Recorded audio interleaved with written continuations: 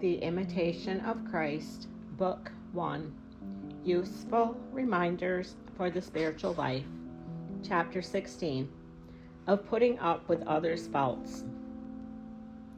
What we cannot change in ourselves or in others, we ought to endure patiently with God.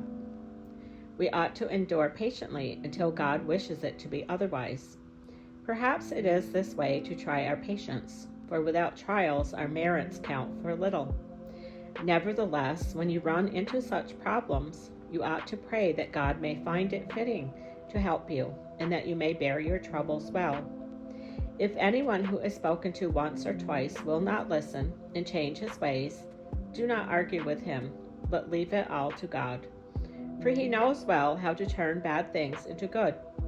He knows how to accomplish his will and how to express himself fully in all his servants. Take pains to be patient in bearing the faults and weaknesses of others, for you too have many flaws that others must put up with.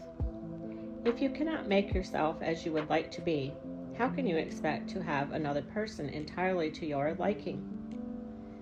We would willingly have others be perfect, and yet we fail to correct our own faults.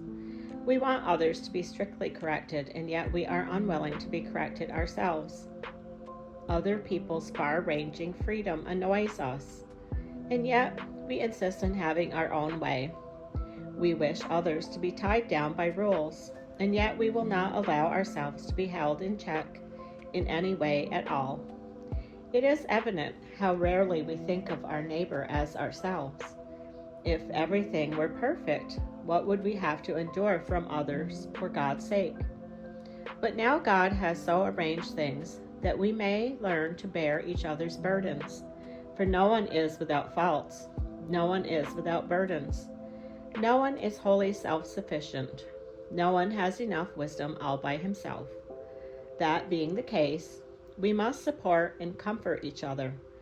Together we must help, teach, and advise one another.